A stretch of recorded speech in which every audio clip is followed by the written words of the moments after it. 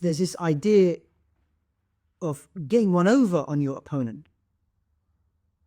You want to somehow humiliate, demean, put down your Muslim brother and sister who is your interlocutor. It's an obligation that whoever fears they're standing before their Lord on the Day of Judgment, whoever fears that moment, then he's going to have to restrain his nafs. Whoever fears that, and وَنَهَى النَّفْسَ عَنِ الْهَوَى, and he restrains his nafs from his hawa, فَإِنَّ الْجَنَّةِ هِيَ مَأْوَى. Paradise will be guaranteed for that person. Now the qarina here, the link here, the indication here is that entering Jannah is conditional on restraining our hawa, our desires and our nafs. قَدْ أَفْلَحَ مَنْ تَزَكَّى قَدْ أَفْلَحَ مَنْ زَكَّاهَا وَقَدْ خَابَ مَنْ دَسَّاهَا. Successful is the one who controls it, or restrains it, purifies it. Yes, his nafs, right? His ego self. And then the lost is the one, failed is the one, unsuccessful is the one who, man dassaha, who fails to restrain his nafs.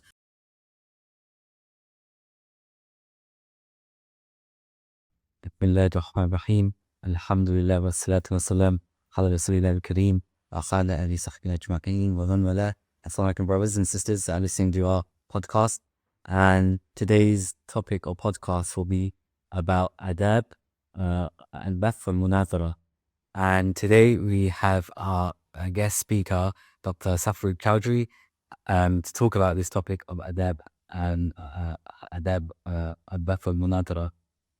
To give you some background on our guest, so the doctor has studied philosophy in King's College University before traveling to Cairo to complete Islamic studies, and after that doing so, he completed his masters in Islamic studies as well, and following on after that he did his PhD in SOAS University. Assalamu alaikum, brother. Thank you for joining us today, joining us this podcast. Walaikum salam. It's nice to have me on with you as well. Thank you, Henry. Pleasure to be here. So the topic for today was, as I just mentioned, is Adab, al-Baḥth wal-Munāẓara. So can you give us some basic definitions or define the topic itself?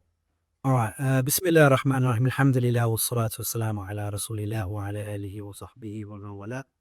One important topic I have to say first, right? It might not be on everyone's mind straight away, but Ādāb al-Baḥth wal-Munāẓara, for anyone who's familiar with like our traditional curriculum, like when I mean traditional curriculum, I mean like the traditional Islamic studies curriculum that they would study in the Madrasahs. Right?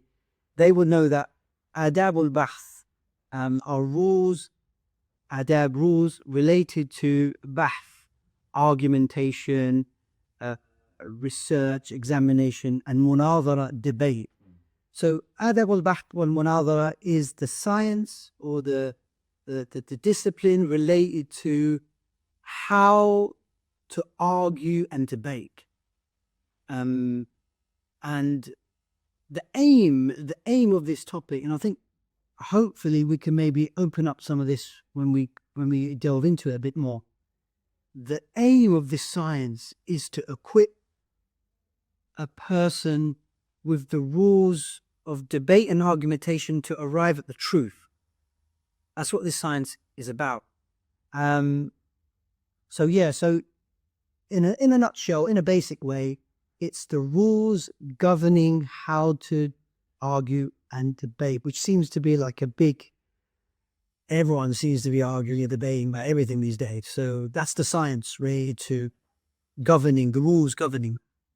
Just to touch on that, you mentioned at the beginning about within a typical Islamic curriculum, like a Madrasah system, was this a topic in the past, or is this, and do they still teach that? Yeah, no, you asked a really important question.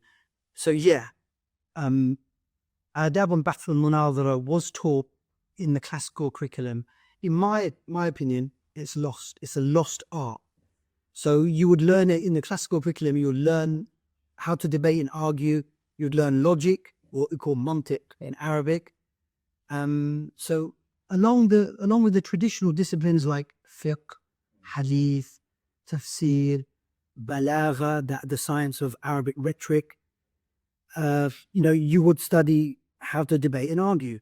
But regrettably, it's hardly studied anymore. Alhamdulillah, recently there's been a revival now, in Turkey. Some people have taken on this science again, and trying to bring it to the contemporary scene. But I still think a lot of people don't know about it. It's a shame, but thankfully the tide's turning a bit. It's turning. So, but based on what you just said as well, it seems like it is recognized as a topic within Islamic studies. It is. Most people would probably, those who are familiar with the science of Islamic jurisprudence or usul al-fiqh, they would probably know Ādāb, al-Baḥth and al-Munāẓara as jadal, dialectics. Like, when ulama used to argue with each other about which mas'ala was stronger, related to prayer or whatever. So before, our ulama used to publicly debate each other on different masail. That science of arguing was called jadal.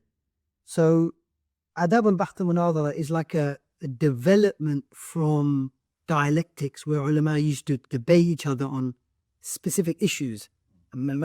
So yeah, it's another name, not an identical name with jadal, but it will be an approximate, a development from that.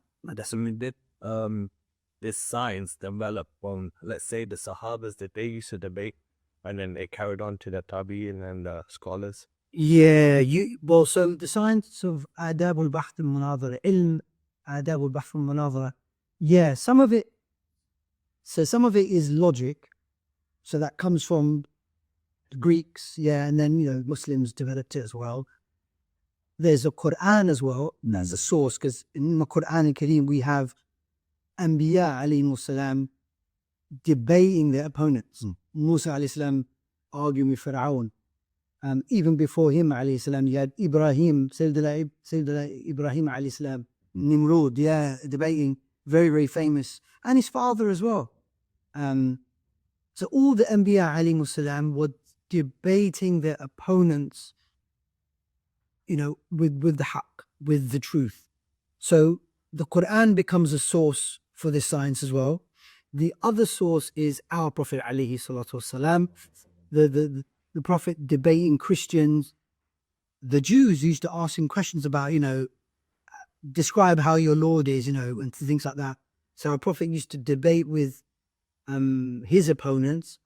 So the sources of Ādāb al-Baḥth al-Munāẓara are like logic, the Qur'an itself, the practice of our Prophet alayhi salatu wasalam, and of course the Sahaba who used to debate amongst themselves as well over issues. So these become the main ingredients that form the discipline, for sure. So then God is not just from the Sahaba, it's from the Quran itself. Absolutely used to apply this. Absolutely, and the Quran is replete with arguments, and some people have described the Quran as like this big dialectical book, this book that has come to challenge batil, but with haqq, and the haqq being packaged with arguments. So if the haqq is packaged with arguments, then we need to know what are the kinds and natures of the arguments being presented. It's why I think it's so important. It's actually Quranic. It's actually Quranic. And there's a book, just before I forget, by alhamdulillah, a scholar whose book I translate, but I didn't know who the Sheikh was. And then Allah managed to meet him online, and when I told him I translate the book, alhamdulillah, I was really happy. His book is called al-Hiwar al-Fikri fi-l-Qur'an al-Karim, intellectual dialogue in the Qur'an, and that'll be coming out soon. He'll be, he's just revising over it, and a few example of the intellectual dialogue that's in the Quran so that we know. Yeah, so examples that for example, when let's just say, so Ibrahim alayhi salam debate Nimrod. Nimrod asks, Ibrahim alayhi salam, who's your Lord that you worship? Yeah. And he's like, my Lord. Ibrahim alayhi salam says, my Lord is the one who can give life and take life. Nimrod's like, okay, then I can do the same. He brings two people, one person he spares their life, the other one he takes their life. He says, look, see, I can do the same. And then Ibrahim alayhi salam says, but my Lord can bring the sun to set from the east and to rise from the west. Can you do that, Nimrod? And he's like, no, I can't do that. So these kind of arguments we see, or Ibrahim alayhi salam again with his father, when he's trying to give rational arguments. So I think this is in Surah Maryam, where he says, Ya abati, لِمَ تَعْبُدُ مَا لَا يَسْمَعُ وَلَا يُبْصِرُ وَلَا يُغْنِي عَنْكَ شَيْئًا. Why do you worship something that can't hear or can't see, and it can't help you? So he's bringing his father to see that rationally, is this something that can help you? It can't hear, it can't see, it's inanimate. It's not alive. How can something inanimate help me? And it's not just the prophets who have this discussion. Would you say Allah himself has this discussion with different audiences, believers, non-believers? I mean, we find that, we even have the example of, in the Qur'an, angels dialoguing with Allah subhanahu wa ta'ala. Yeah, so when Allah says, in Surah Al-Baqarah, he says, إِنِّي جَاعِلُ فِي الْأَرْضِ خَلِيفَةً, I'm going to send a representative of mine on earth. And the angels asked Allah, Ya Allah, are you going to bring someone in this earth who's going to spill blood, and create bloodshed, whereas we sanctify your holiness and we praise you all the time? Of course, Allah says, there's a wisdom behind it. I know, Allah says, إِنِّي أَعْلَمُ مَا لَا تَعْلَمُونَ.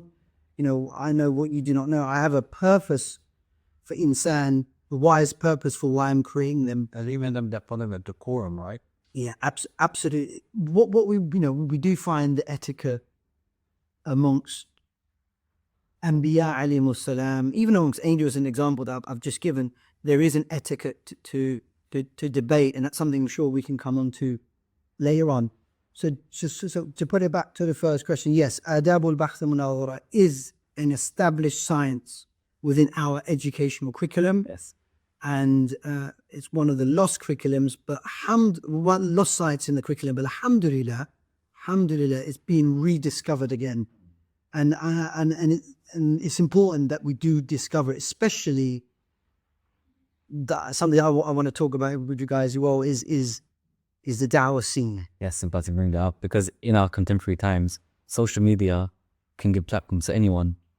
People who are elected, they may not have no background in Islamic studies, some, and they come about when seen online certain discussions they have, the way they carry themselves, the decorum, when engaging the influxer, maybe unbefitting, whether it's Muslim, non-Muslim, etc. So how, and coming on to this important question, how would it benefit people, this topic, whether you're someone's academic or in that scene of discussions, debating, how would they benefit from this topic? Yeah, this science, first and foremost, so what are some of the intellectual virtues? What are some of the benefits, in studying this science? Well, one of the benefits in studying a topic in which you are required to use your intellect to formulate arguments, right, is refining your reasoning. So you have precision in how you lay out your thoughts and your arguments. That's very, very important. Because you want to be methodical, right? And you also want to be quite clear in what you're trying to say, because you want to articulate your thoughts in a patterned way. So the first thing that Ādāb al-Baḥth al-Munāẓara would benefit the person engaging in it is it allows them to be precise in their reasoning. Second of all, you see, by learning the science of debate and argumentation, hopefully you're going to protect yourself from error in your thinking. When I mean thinking here, I mean reasoning. So you might not fall into committing fallacies, or you will protect yourself into falling into what they call sophistry. You pretend, or you dupe people with your arguments. Your arguments have no substance, but you try and make it sound as though it's truthful. That goes back to rhetorics, right? How you present your ideas, right? Even if the ideas are false or based on flimsy reasoning, You make it sound nice, isn't it? Yeah, you make it sound eloquent, even though behind the eloquence is no substance. And I want to come on to this point about the Dawah scene, where a lot of it, lacks substance. But yeah, so we've got two benefits so far. So making sure that there's precision in your thinking, because you're putting forward arguments, remember? So you want to make sure your arguments are clear. Second of all, you yourself want to avoid arguing incorrectly. You don't want to make errors, like you don't want to reason in a sloppy way, right? That's not going to help to get to the truth, and that's not going to help the truth either. So that's another benefit in learning this science. Another one is, and this is the hope, by studying Ādāb al-Baḥth al-Munāẓara, someone should become intellectually humble. They got to have humility, because the aim of this science is not to smash your opponent, right? It's not triumphalism. It's not trying to win over your opponent, but this science is for getting you to the truth. So it's a truth-seeking ilm or discipline, and not a triumph-seeking discipline. We're not out there using this science to just get one over on the opponent. It's to get at the truth. But we have to be humble, because the truth might manifest on our interlocutor side, right? We might not have the truth in that instance. So it should lead us to intellectual humility. So, but unfortunately, we don't see that, especially in du'at, people who are carrying the Islamic call, right?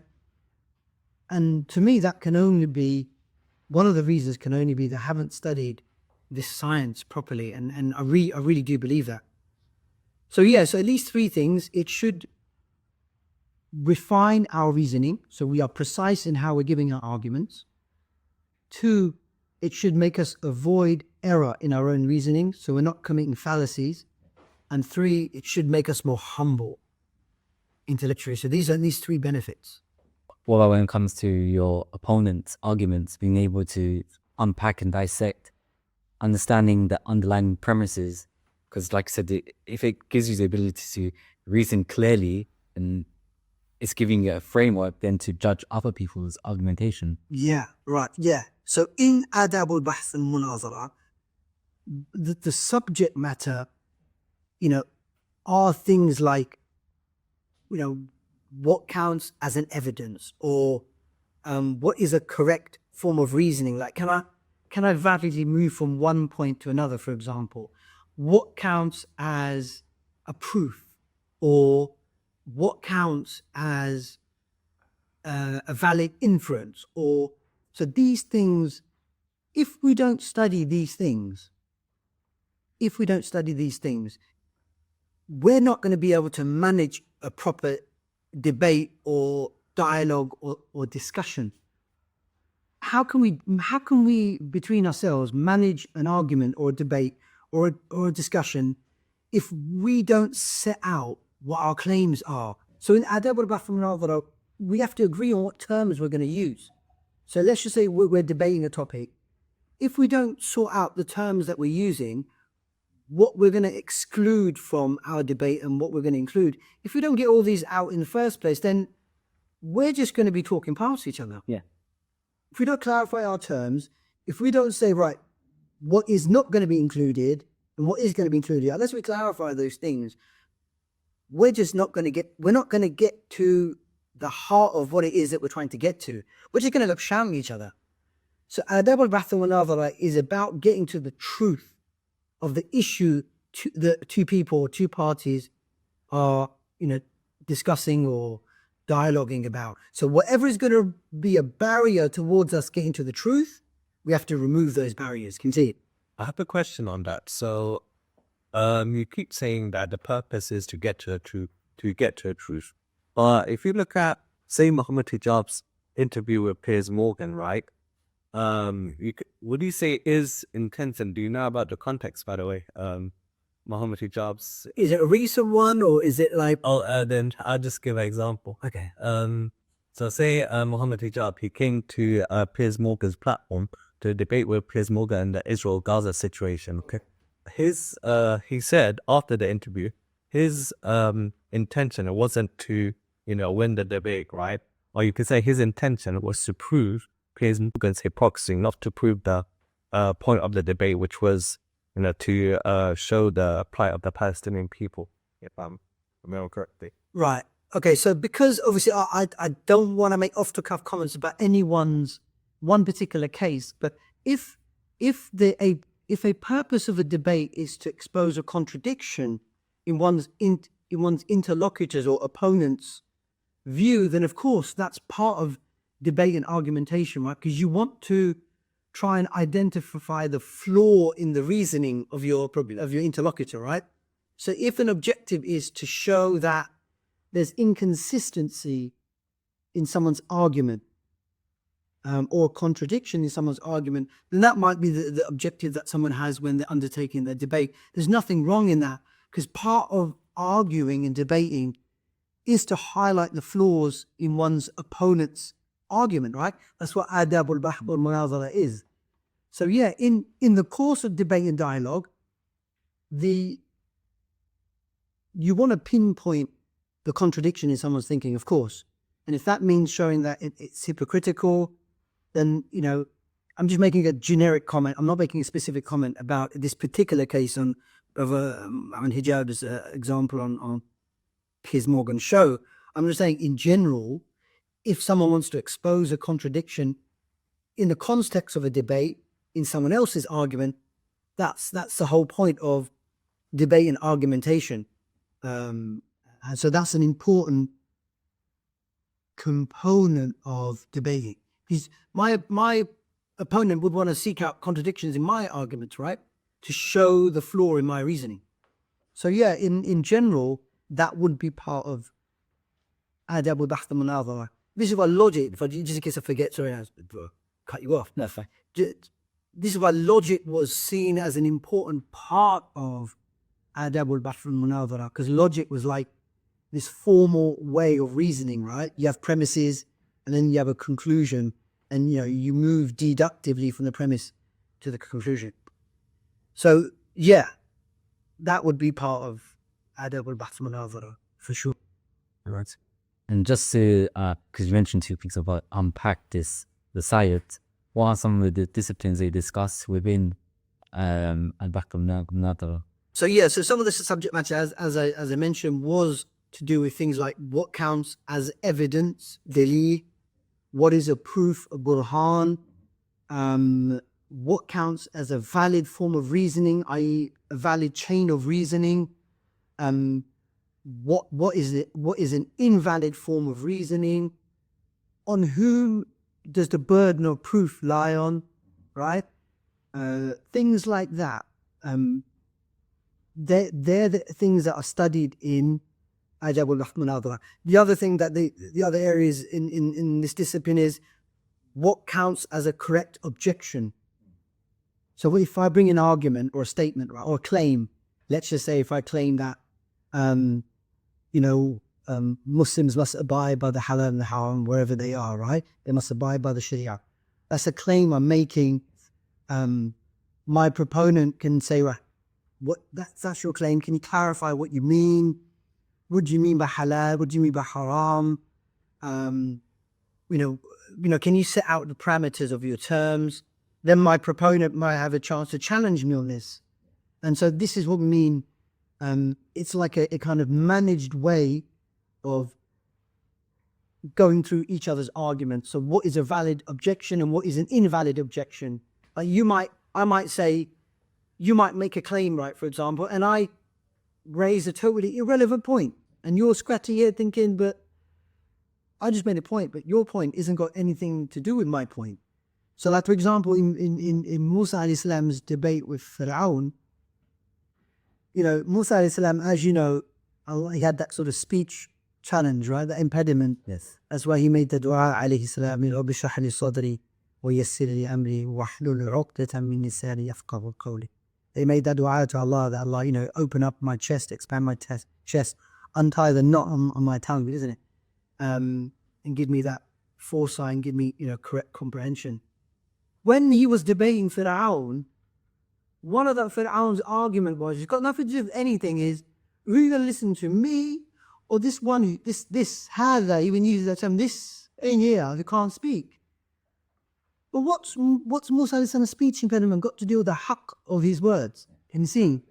So it's like an ad hominem fallacy. He's attacking the man, Yes. but he's attacking the man instead of attacking the argument.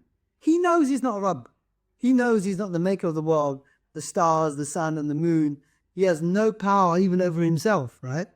But yet he's trying to divert in front of his sort of chieftains, Musa Islam's arguments, rational arguments. So imagine you give me an intellectual argument, right, about Islam, and I completely divert it to, oh, but what about this, what about that? And you're thinking, well, that's not a proper objection to my argument.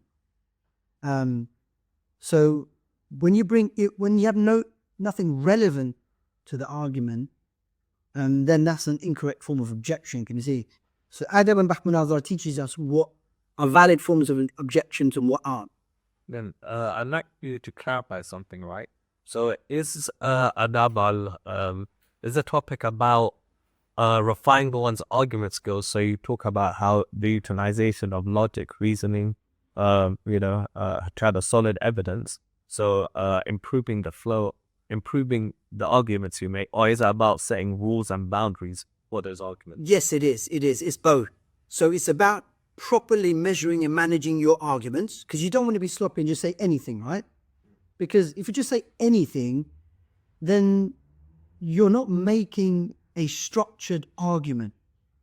There's no formal, structured way you're presenting your thoughts. So you want to do that because you don't want to be sloppy. You want to be precise. You want to know what terms you're using in your argument.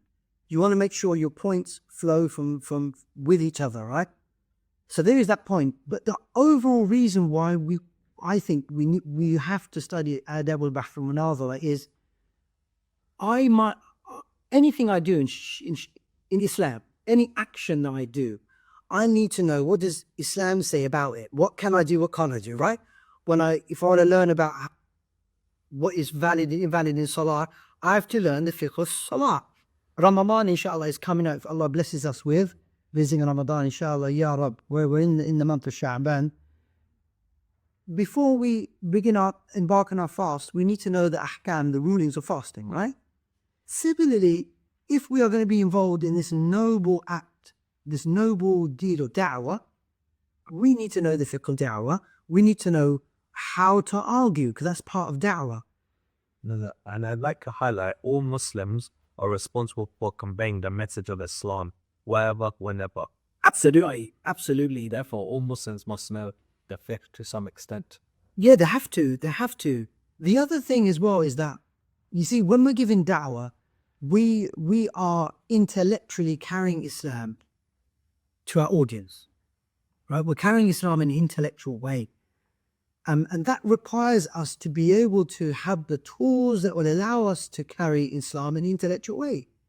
And one of the tools is to be able to present our arguments in a very methodical, precise and clear way. Can see, and I don't know how we can do that by just randomly spewing statements that don't cohere together. So the science of Baḥth al-Munāẓara is supposed to give us those tools that will enable us to be able to crisply present our argument, the truth that we carry to our audience in that intellectual way. Because the broader context is that a Muslim is engaged in what we call a Sirā' Fikri, an intellectual struggle. An intellectual struggle between haqq and batil, isn't it? Exactly. That's essentially what the believer is engaged in when he's in the da'wah. He or she is taking the haqq in the face of what isn't the haqq. And taking the haqq means you've got to carry it in a way that has etiquettes and rules, and carry in a way that has precision and coherence.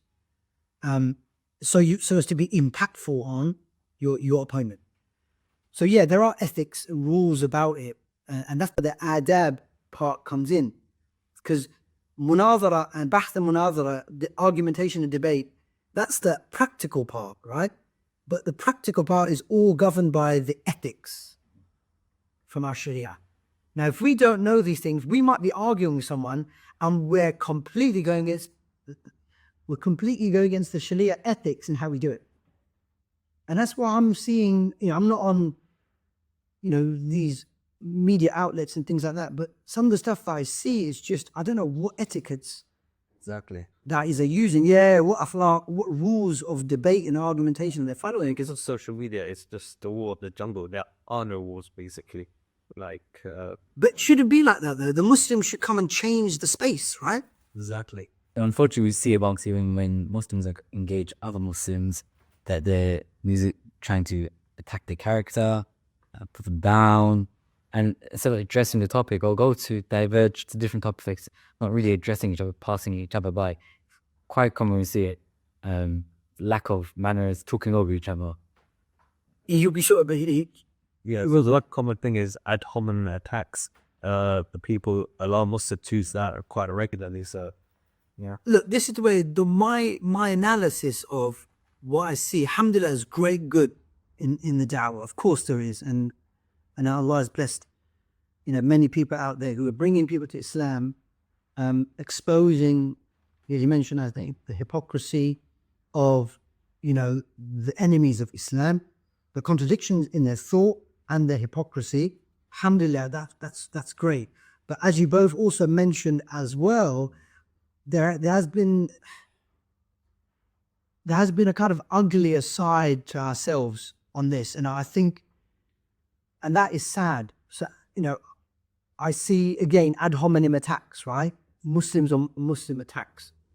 We are straw manning our brothers and sisters when we bring their arguments up. We bring the weakest version and then we tear it down, right? Or false claims. Oh, you claim this, you made that. I was going to come to that exactly. The other thing is that unfortunately you're making a false claim against your brother and sister, or if you don't want to say it's a false claim, you're making a partially truthful claim. That's not the whole truth.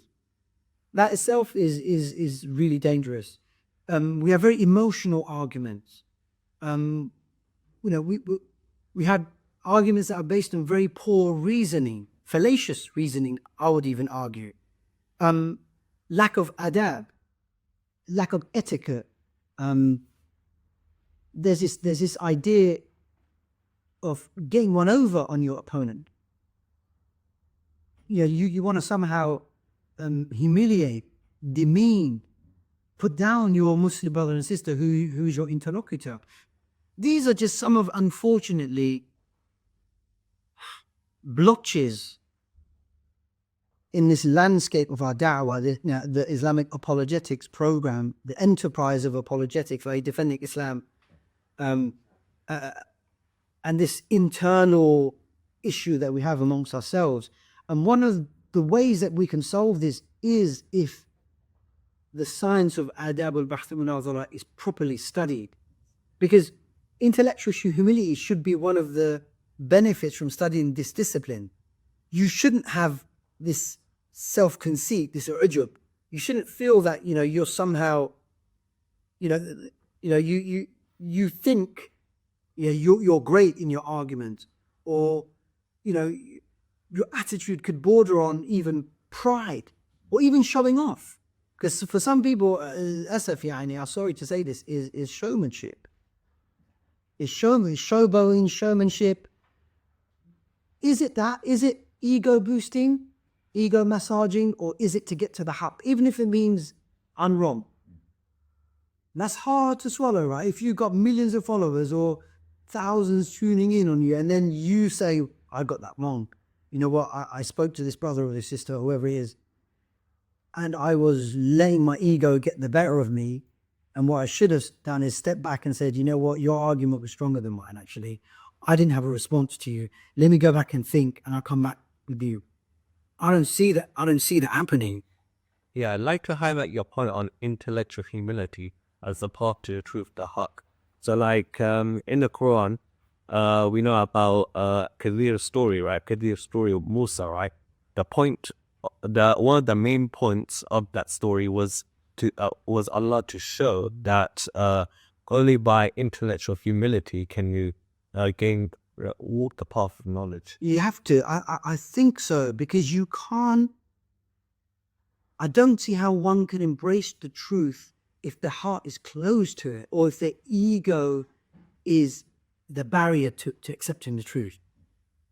It's hard, because it means that you got to deprecate yourself, or you got to admit that I was wrong. I was wrong on this point, or you know what, in the heat of the moment, I was just letting my anger get the better of me, or I lost my manners.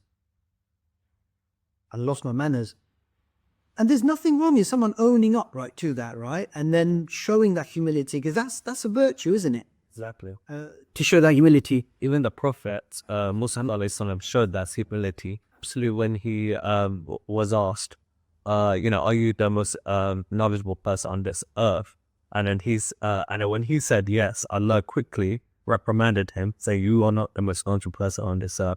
I have another who is more knowledgeable than you." And the Khidir alayhi salam story, it is true. And Anbiya alayhi salam are like, they are the paragons when it comes to this, the etiquette in the way they used to debate their people. Their opponents will want to stone them out, and they have compassion and rifq. Like again, Ibrahim alayhi salam's father saying, are you shrinking away from our gods? Like when Ibrahim alayhi salam was intellectually challenging his father, or uncle, whichever interpretation we take, it doesn't matter. Point is his etiquette. Always saying, Ya abati, ya my father, la ta'budu shaitan, don't worship the shaitan. Inna shaitana kana li-rahmani asiya. Shaitan disobeyed the most merciful. He's the enemy of Allah. Yeah, but using that etiquette. And even when his father says, get away from me, otherwise I'll stone you. Yeah. Ibrahim alayhi salam says, Astaghfirullah ya Rabb, I will ask forgiveness of my Lord from you. Can you see? Innahu kana bi hafiyya. So the best examples of when it comes to etiquette are Anbiya alayhi salam. Like when Pharaoh humiliated Musa alayhi salam, Sayyidina Musa alayhi salam, by bringing out his speech impediment. Yes. Imagine that though, personally, someone picks out fall from a bit, get really angry, right? But the Anbiya alayhi salam, Allah has given them that protection and guidance. It's neither here nor there. It's got nothing to do with the haqq, right? It's just a cheap shot. We say a cheap shot. That's what it was. So we gotta, the believer has to be the best example when it comes to this issue of Ādāb al-Baḥth al-Munāẓara. And ulama, have written a lot of etiquettes in this, around debate and argumentation. You shouldn't argue if your ego is going to get the better of you. You shouldn't argue in a majlis where you're going to do it to get the crowd pleased. And you see, but not to get to the truth, right? You shouldn't argue if that's going to be your intention, or you're going to be susceptible to the crowd that you're going to be debating in. Because let's be honest, right? It could be a boost, innit? It can feel good when the crowd's going, yeah, this brother smashed this brother, in this argument. You get that sort of kick, and then before you know it, your ego's carried you away. So you shouldn't debate if you're going to be susceptible to your ego. You shouldn't debate people who are your elders, the respectful members of the community, like ulama, elders, things like that. It's better not to, because of keeping the decorum, things like that. So ulama put these parameters down to minimize ego, isn't it? Exactly. Because that's what can easily creep in. It's how you nurture that. I mean, people that are engaged in these fields with, whether it's non-Muslims or Muslims, these discussions, how can they ensure their ego doesn't get, what kind of things can they do? Well, it's up, remind them that, you know, that restraining the nafs is a mandatory, is something mandatory in all believers. You know, Allah talks about من خاف مقام ربه ونهى النفس عن الهوى فإن الجنة هي المأوى. And Surah al-Munāẓara, it's an obligation that whoever fears their standing before their Lord on the Day of Judgment, whoever fears that moment, then he's going to have to restrain his nafs. Whoever fears that, and وَنَهَى النَّفْسَ عَنِ الْهَوَى, and he restrains his nafs from his hawa, فَإِنَّ الْجَنَّةِ هِيَ الْمَأْوَى. Paradise will be guaranteed for that person. Now the qarina here, the link here, the indication here is that entering Jannah is conditional on restraining our hawa, our desires and our nafs. قَدْ أَفْلَحَ مَنْ تَزَكَّى قَدْ أَفْلَحَ مَنْ زَكَّاهَا وَقَدْ خَابَ مَنْ دَسَّاهَا. Successful is the one who controls it, or, you know, restrains it, purifies it, Yes. his nafs, right? His ego self. And then the lost is the one, failed is the one, unsuccessful is the one who, you know, man dassaha, you know, who fails to restrain his nafs. So we have to do it. We have to do it. And that means we have to do it as well in the field of da'wah, in the majal of da'wah. We have to do it in all aspects, actually, of our life. Da'wah is not excluded. And so, you know, we have an obligation, so first and foremost, to control this nafs, to remind it that it's, you know, we're going to be brought before Allah Azza wa Jalla, who's going to account us for our actions. We have to find the best ways to restrain it. If that means staying away from places where our ego gets a boost, we need to do that. If it means, you know, shunning things that will feed the nafs, then we need to shun that. If it means deprecating ourselves, you know, in a way where, you know, we remind ourselves that we're nobody, then we have to do that. This is a mandatory thing. This is a mandatory thing. The next thing is to study the science of Ādāb, al-Baḥth and al-Munāẓara. Study it with someone who knows the subject, with a teacher, preferably a teacher who knows the discipline, who's trained in it. They can take you through, you know, an introductory text on it. There's one that I translated, Yes. very simple one, but yeah, by Imam Tashkupuzadeh, the great Ottoman Sheikh, rahimahullah.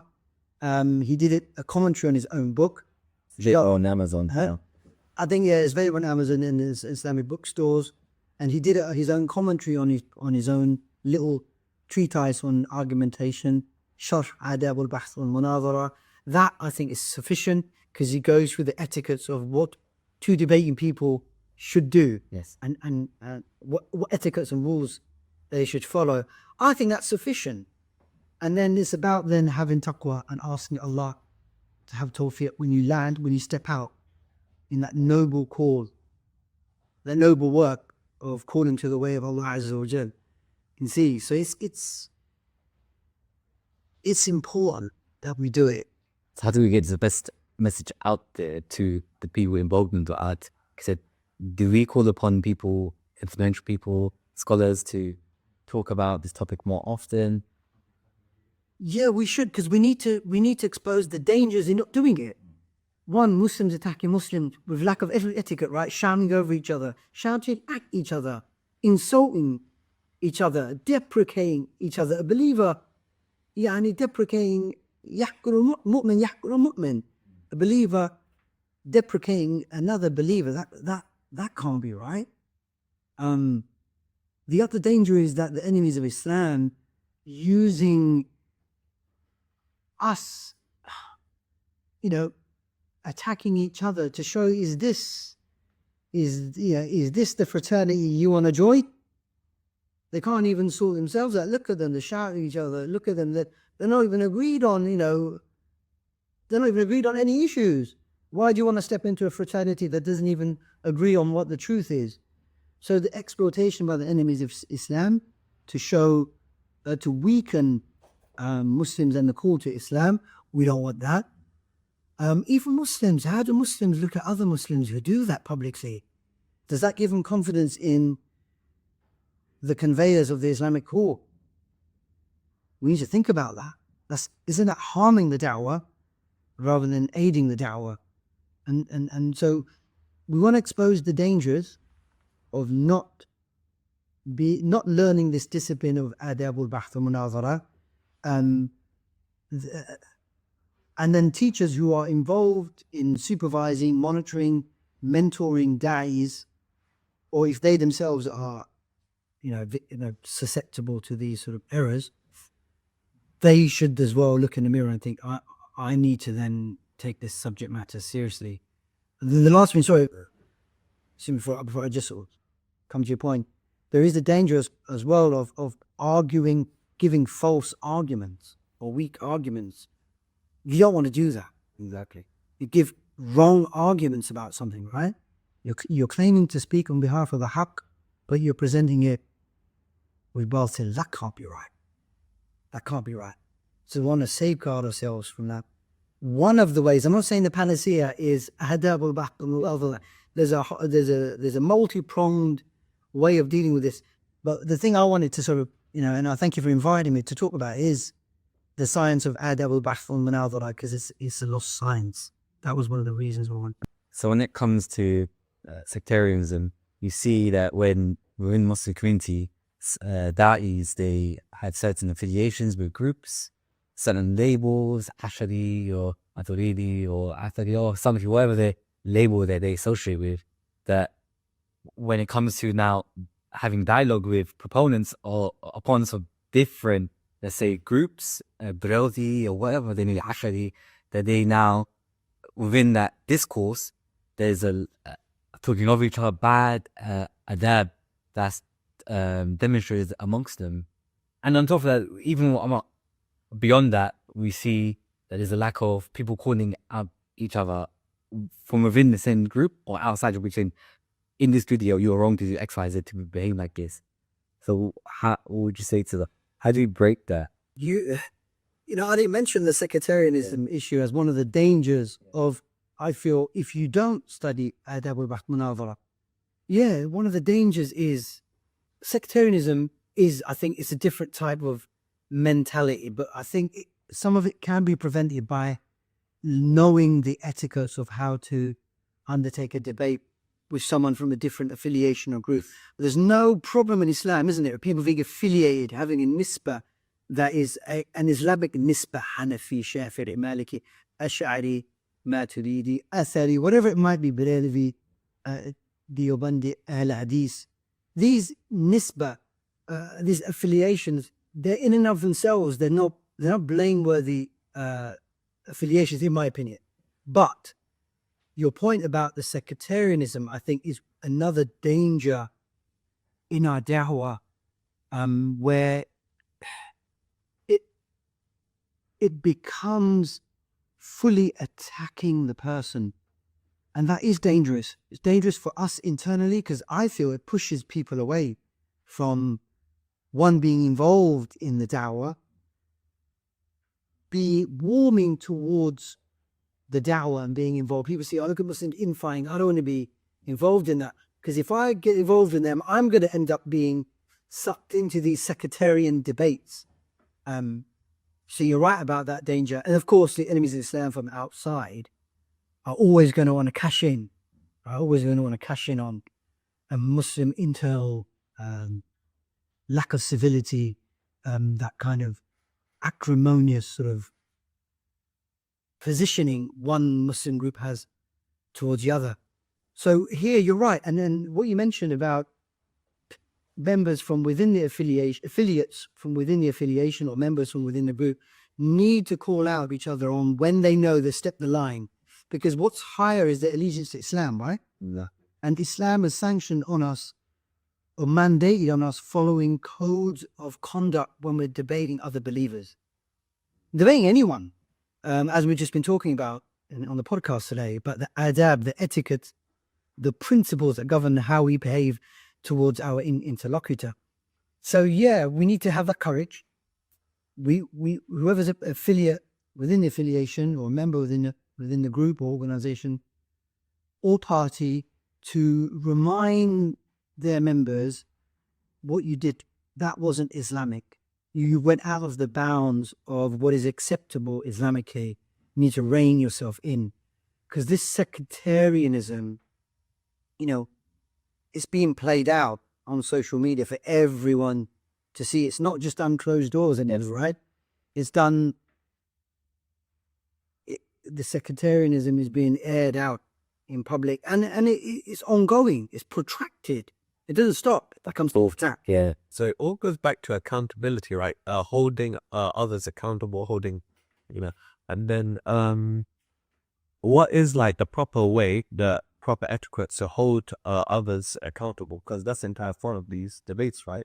Yeah, you want, you know, obviously Muslims want to remind, we have a duty to remind ourselves, all right, about, you know, come up enjoining the good and forbidding the evil. We also have the duty of our elders to take a lead in, whoever the scholars are or the elders who know these individuals, that, look, you got to rein it in. This is harming Islam and Muslims and the community. It's fracturing the community more than it's bringing the community together. So our elders, that include those who are scholars and not scholars, or senior طلاب العلم, students of knowledge, who have some influence and leverage to make an intervention and say, look, you've got to pare this down. Is it in the interest of the Muslim community? Are these things that can be dealt with properly without having to do it in public? And then, you know, you bring all sorts of things in that don't need to be brought in. Because sometimes people throw everything in the kitchen sink as well. And it becomes ugly, it becomes acrimonious. And, you know, some people like that, right? Let's be honest, it does. I'm not saying that these brothers and sisters who do that, who have a sectarian mentality, are looking for clout, for clicks. I'm not saying that. I'm saying people like it. It gets the clip. They find it attractive. But, you know, unfortunately, you don't want to be a fly that buzzes around things that smell, right? You want to be attracted to attractive things and not to unattractive things. So we want the Muslims to galvanize around things that will benefit them. Even there's no harm. I guess I don't know if I made this point earlier in the podcast. I'm not saying Muslims shouldn't debate or argue. They should. This is a healthy thing. It was part of our tradition. I want to revive this science of Ādāb al-Baḥth and al-Munāẓara, the science of argumentation and debating. I want to revive it. I'm not saying Muslims shouldn't do it. All I'm saying is that, again, accountability. We need to follow the etiquettes outlined in this discipline, because they're based in Kitab, Sunnah, and the etiquettes outlined by our Sharia. That's what I'm looking for.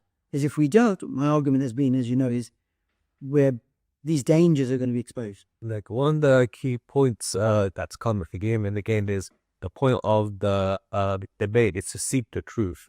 Now, like in order to get to the truth, you need to apply proper reasoning, proper evidence, and logic. So, like this to end it on, right? How do you apply logic? What is logic? How do you apply it? And how does logic apply to matters of faith, to matters of theology, things like that? Right, yeah. So logic then simply is, you know, the science that protects you from reasoning incorrectly. So when you make statements or claims, can you infer or deduce other claims from what you said? Logic is the formal way, the formal system that allows you to know whether your conclusions follow from your statements. So if they do, then you are reasoning validly, logically, your reasoning is logically valid. If you don't, then you are committing a fallacy, an error in reasoning. So if I say, for example, all Muslims I have met in this town, you know, have been a bit rude, therefore the Muslims that I've met in this town have been a bit rude to me, therefore all Muslims in this town are rude. I can't draw that conclusion from the information that I've got. That's fallacious, because you might come across a group of Muslims who are not unkind, who are very, very hospitable, kind, you see. So that would be like, the fallacy of overgeneralization. So things like that. Can you, from the claims you make, can you infer other claims? So logic is about the science, the formal way of testing whether what you say, whether your conclusions that you want to make can be derived from the statements you make. So formalizing that, making them in a methodical and a step-by-step way, this is broadly the science of logic, ilm al-mantiq. And then that is part of Ādāb al-Baḥth al-Munāẓara, because one of the formal ways you lay out your argument is in a logical way. Yeah. Can you see? So by putting arguments in logical form, you can protect it from it being incorrect. You check it for whether it's valid or not. So logic helps you in that. Almost like this, going to make an analogy maybe for our audience who may not be familiar with logic, is just like you want to write well, write grammatically, you learn grammar, right? Yeah. Like what's a verb, what's a noun, things like that. The grammar ensures that when you write, knowing grammar means that you don't write in a non-grammatical way. You don't write ungrammatically. But so logic is like the kind of grammar of argumentation. You want to check whether your arguments are valid or not. Logic is a science that helps you to do that. So to ensure that your arguments are valid. So yeah, that's why logic is so important in Munāẓara. But is logic truly a means to truth? Like, think of it like this, right? So one of the most popular examples, right, is like Plato's all men are mortal. Socrates was mortal. Socrates is man, yeah, exactly. But how do you know all men are mortal, right? You haven't used scientific evidence empirically. Right. Yeah. I see what you're saying. So you're asking something known as, so in what's called categorical logic, which is the traditional logic used in Ādāb al-Baḥth al-Munāẓara, because that's the logic that was taught in the madrasahs. It's basically from Aristotle, the Stoics, and then the medieval Muslim logicians and philosophers also developed it as well. And our ulama, studied that logic and they use that. The main feature of that kind of argument is what's called the syllogism. So what you just mentioned, two premises and a conclusion. So the classic one that you mentioned, all men are mortal, all human beings will die. Socrates is a human being, therefore Socrates will die. So that's a deductive argument. That's a syllogism. If it is the case that if human beings are mortal, then they will die. If that is the case, and Socrates happens to be a human being, then Socrates will also die. It just follows, given the two premises, that will be the case. Now, whether those premises are actually true or not, that's a different question. That's not to do with validity. That's what we call logic soundness, right? Soundness means whether your premises are actually true. Can you see? So we have to differentiate logic between a valid logical argument. Does the conclusion derive from the premises? So validity on one hand, and then soundness on the other hand. Soundness means whether your premises are actually true. Now, logic won't tell you whether your premises are actually true. It will just tell you if your argument is valid, meaning you can derive the conclusion from the premises. To know whether your premises are actually true, you have to investigate the actual claim, the premises. So that's where they separate, you could say. Yeah, that's where you'd have to look at. So depending on what the premise is, if someone says all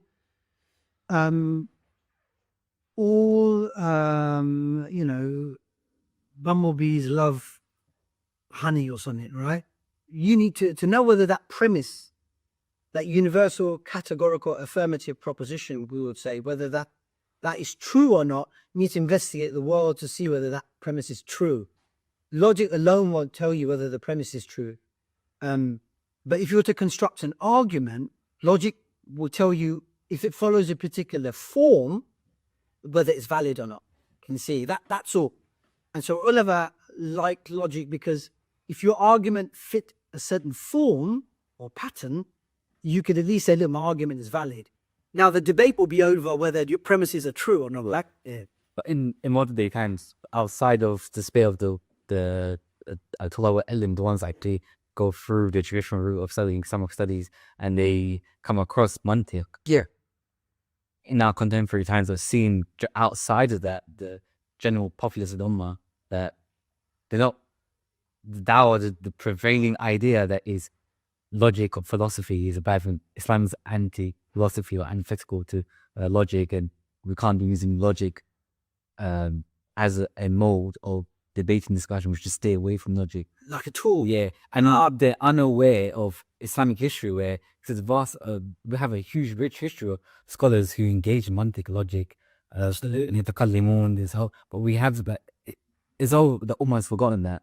Yeah, and logic is one of the then another lost science. You're right about that. That's a lost science.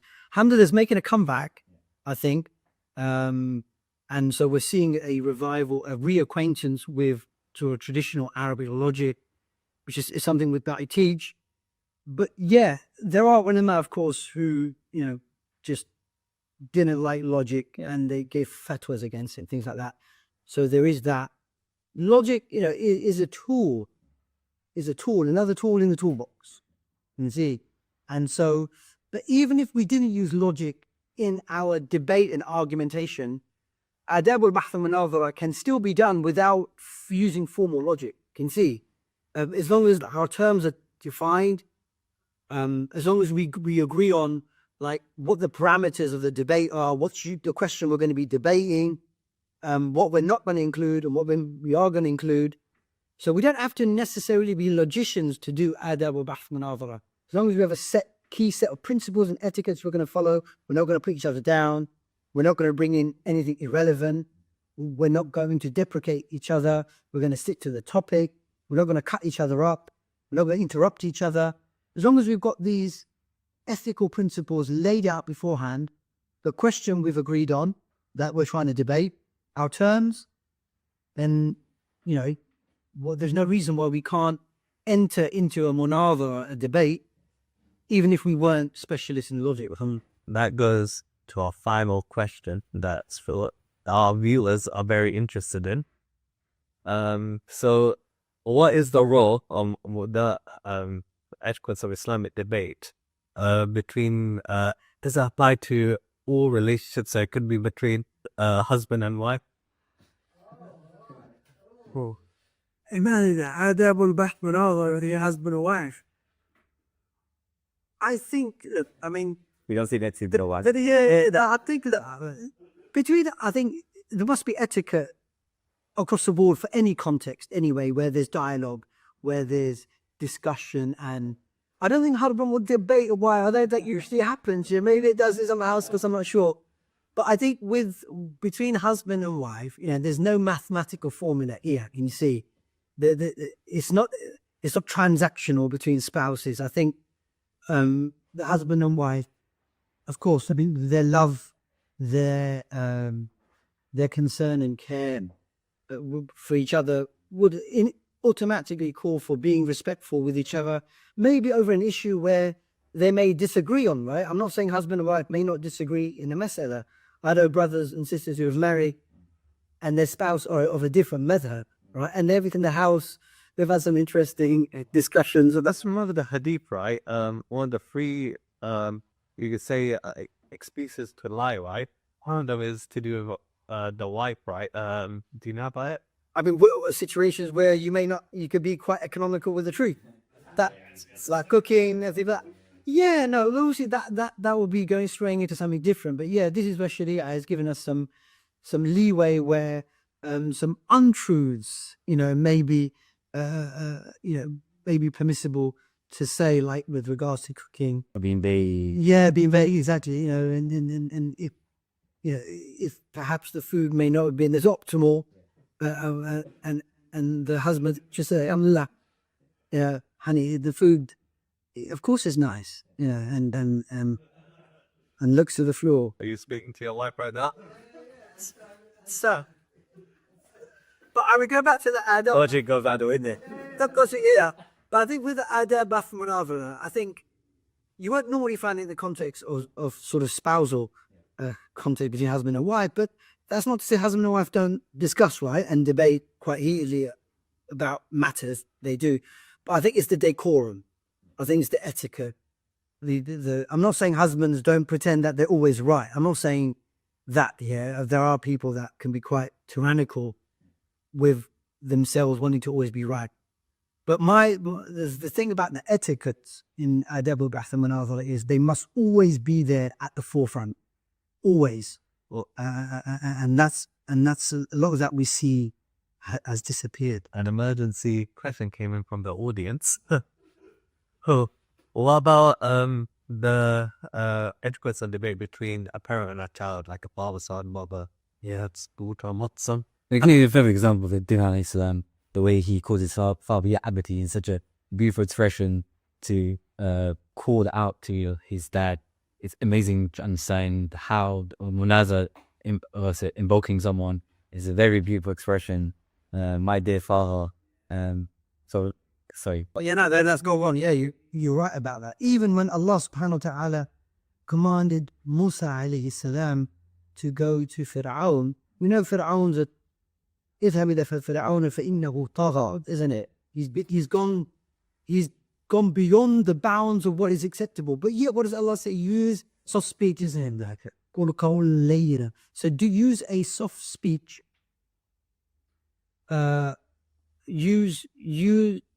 Use a soft words to see if that works first. So this is a tyrant, isn't it? So use qawlayn to use soft words. And similarly with our parents, it might be that you're right. It might be that you're right. But that doesn't mean that you can't be right in a tyrannical way or in a disrespectful way, right? Isn't it? You can carry the truth in a disrespectful way, right?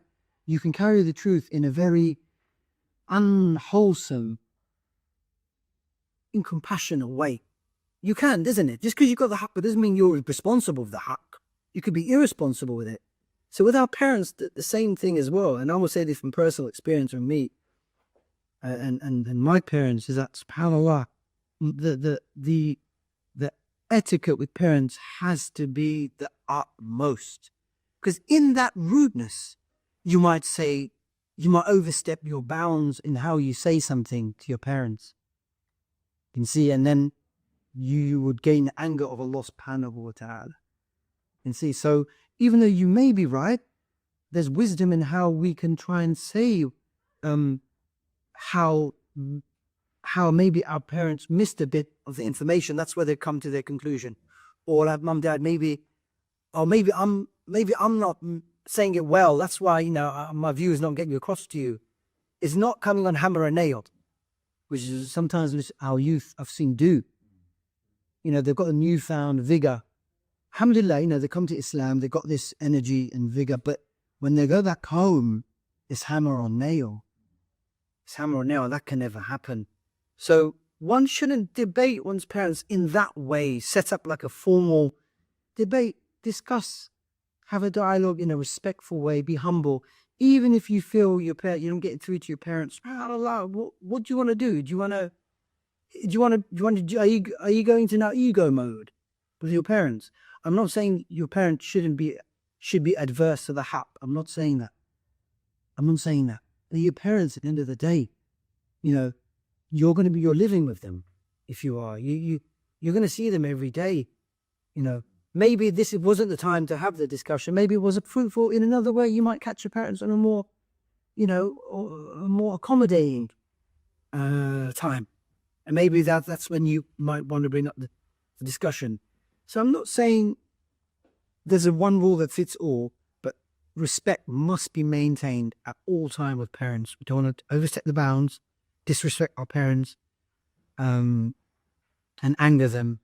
Otherwise, we'll bring about the displeasure of Allah subhanahu wa ta'ala. So that's something to bear in mind. I just wanted to add in the example we gave in the Salam, where even beyond us saying Ya Abati, he refers to the idols as Yasma'una. As you know in grammar, al-Asnam is a plural inanimate object, which in the grammar, you're supposed to use a third person, singular feminine, but he uses it. It did say you worship. Yeah, you worship. He doesn't say, he refers to idols as tasma'u, which would be in third person, singular feminine, and he refers to it as a third person, the masculine plural, not to insult his father.